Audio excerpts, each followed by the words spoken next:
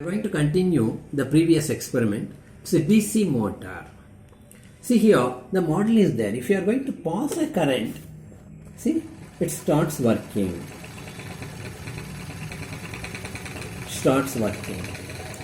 See, according to Fleming's left-hand rule, we can apply the Fleming's left-hand rule here.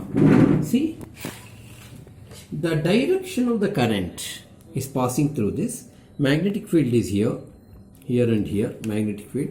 This is the direction of the current. The motion is going on like this, that you can easily observe. If you are going to arrange like this, this is the direction of the current.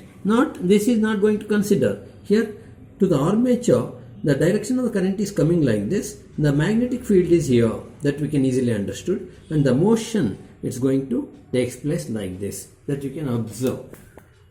See that motion is going on like this. Motion of the conductor.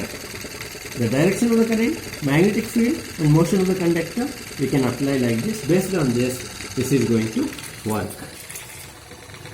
See, some of the important concepts we have to understand here.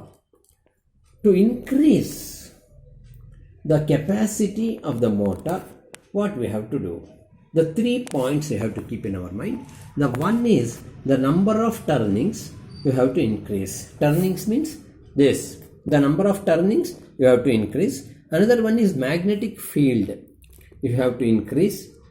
Then automatically the speed. Power means speed. The speed of the motor is going to increase. And then we have to increase the voltage. We can't increase now this number of windings for this armature, and this is already here fixed, but we can increase the voltage. Please observe, if I am going to increase the voltage, how the motor is going to work. See, please observe the speed of the motor.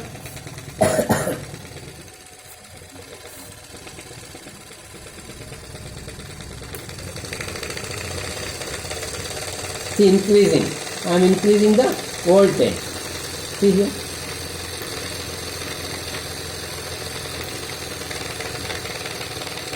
Decreasing.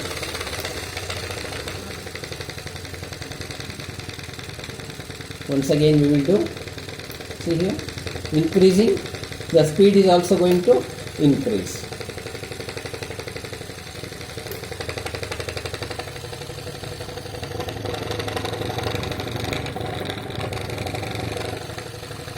That we can understand.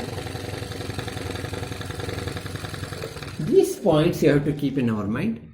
If you are going to increase the number of winding, the capacity of the motor it will increase. The magnetic field, if you are going to increase, the capacity of the motor is going to increase. The voltage is going to increase.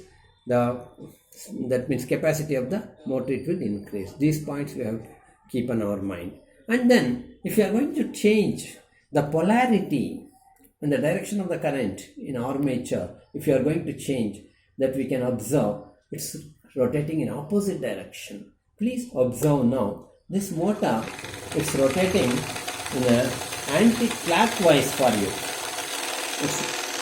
It's in a clockwise for you. See, in this direction. Now what I am going to do? I am going to change the direction of the current. Positive, this wire I am going to connect it to the negative.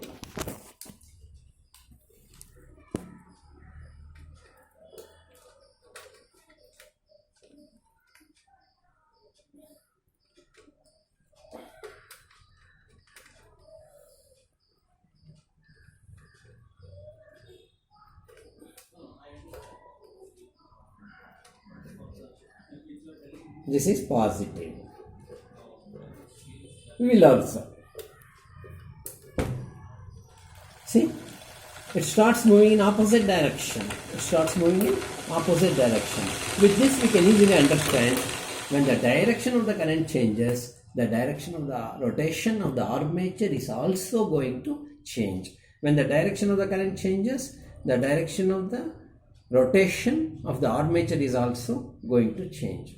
We can understand easily with this model about DC motor. Thank you.